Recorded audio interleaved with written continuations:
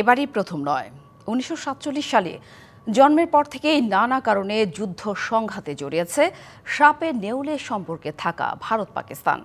কখনো ধর্ম, কখনো সীমান্তের দখল, কখনো বা আদর্শিক লড়াইয়ে আঘাত পাল্টা আঘাতে রক্তে রঞ্জিত হয়েছে দক্ষিণ এশিয়ার পারমাণবিক ক্ষমতাধর প্রতিবেশী দুই দেশের নানা প্রান্তর।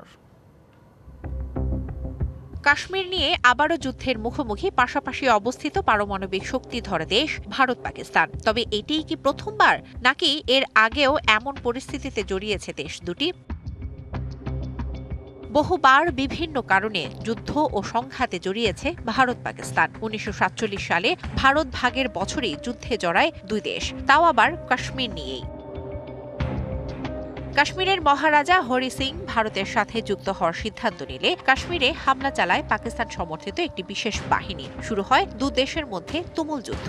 ১৯৪৯ সালে জাতিসংঘের মধ্যস্থতায় কাশ্মীরকে দুই ভাগে বিভক্ত করে হয় যুদ্ধবিরতি। ভারত পায় জম্মু ও কাশ্মীর ও পাকিস্তান পায় আজাদ কাশ্মীর ও গিলগিট বাল্টিস্তান অঞ্চল দুটির নিয়ন্ত্রণ। জেনেক্সে শিফট করো, লাইফকে লিফট করো। ১৯৫৬ সালে কচ্ছ অঞ্চল নিয়ে দ্বন্দ্বের সূচনা হয়। ১৯৬৫ সালে আন্তর্জাতিক ট্রাইব্যুনাল গঠন করে যুদ্ধ বন্ধে দুই দেশকে রাজি করান তৎকালীন ব্রিটিশ প্রধানমন্ত্রী হ্যারল্ড উইলসন। ভারতীয় সেনাদের অবস্থান হারানোকে কেন্দ্র করে কাশ্মীর সীমান্তে ১৯৯৯ সালে হয় কার্গিল যুদ্ধ। সে সময় যুক্তরাষ্ট্রের নেতৃত্বে আন্তর্জাতিক সম্প্রদায়ের চাপে ২ মাসের মাথায় যুদ্ধের সমাপ্তি ঘটে।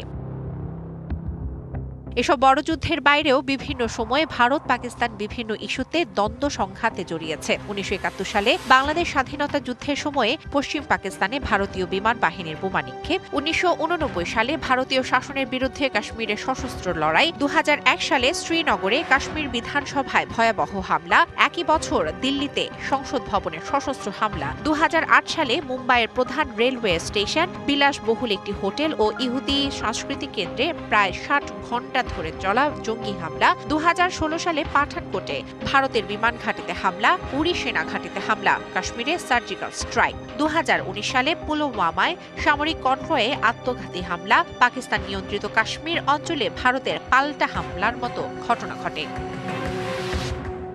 শোভন শাহমিন দিশা, ডিবিসি নিউজ ডেস্ক।